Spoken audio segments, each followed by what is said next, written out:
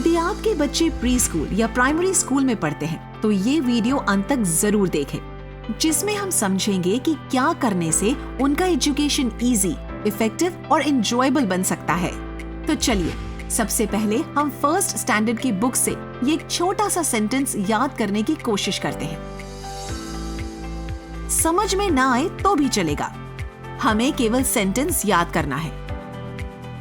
जी हाँ, ये इंग्लिश में नहीं जर्मन में लिखा है, और यदि आप जर्मन नहीं जानते तो ये एक छोटा सा सेंटेंस याद करने में आपको शायद 1-2 घंटे लग जाए, और 1-2 घंटे की मेहनत से याद किया हुआ ये एक सेंटेंस क्या आपको 2-4 दिन के बाद भी याद होगा? शायद आधा अधूरा भी याद नहीं होगा। चलो अब वही सेंटेंस हम इंग्लिश में याद करने की कोशिश करते हैं। Our house protects us from heat, cold, rain and wind.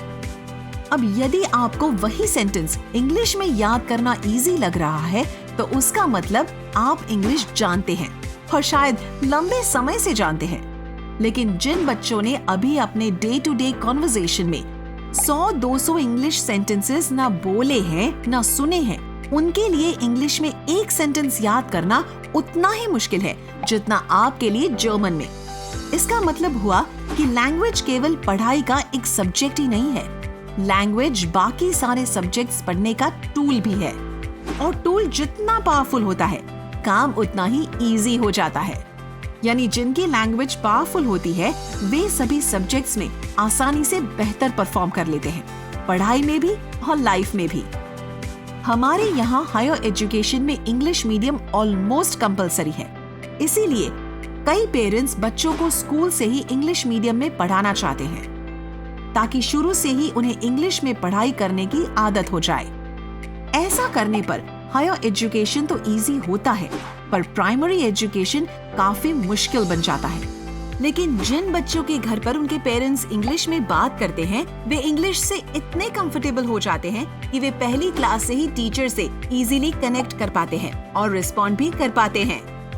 उनके लिए इंग्लिश में पढ़ाई करना उतना मुश्किल नहीं होता। इसीलिए इंग्लिश मीडियम स्कूल्स पेरेंट्स से आग्रह करते हैं कि वे अपने बच्चों के साथ इंग्लिश में बात करें, लेकिन इंडिया में ज्यादातर पेरेंट्स ऐसा नहीं कर पाते। इसलिए उन स्टूडेंट्स का इंग्लिश सीखने का पहला और सबसे इम्पोर्टेंट स्टेप मिस हो जाता है, जो है लिसनिंग। इसे थोड़ा समझते हैं।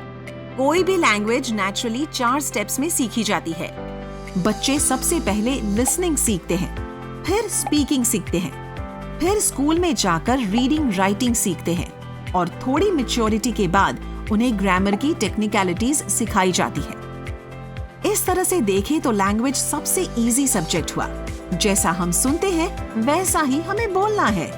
लेकिन ये सबसे इजी सब्जेक्ट सबसे मुश्किल हो जाता है जब हम चाहते हैं कि बच्चे इंग्लिश सुनने से पहले बोलना सीख ले और बोलने से पहले उसका ग्रामर सीख ले।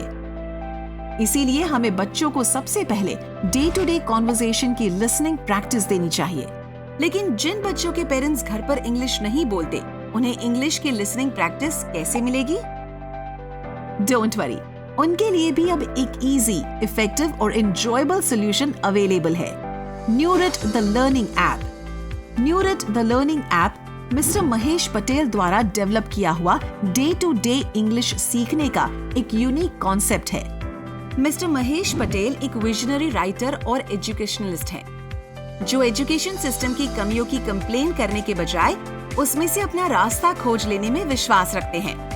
न्यूरिट एक ऐसा यूनिक लर्निंग प्लेटफॉर्म है जिसमें ना कोई टीचर है और ना ही कोई बोर्ड चॉक या पेन पेपर, क्योंकि क्लासरूम की टीचिंग मेथड क्लासरूम में ही इफेक्टिव होती है, मोबाइल या टैबलेट की स्क्रीन पर नहीं। इसलिए न्यूरिट में बच्चों को फोर्सफुली पढ़ाने के बजाय उन्हें एनिमेटेड स्टोरीज और गेम्स एंजॉय करते करते करीब 1000 इंग्लिश सेंटेंसेस की लिसनिंग प्रैक्टिस मिल जाती है, ताकि वे इंग्लिश मीडियम स्कूल में टीचर से इजीली कनेक्ट कर पाएं। तो आज ही डाउनलोड करें न्यूरिट द लर्निंग ऐप और अपनी पढ़ाई को बनाएं इजी, इफेक्टिव और एंजॉयबल।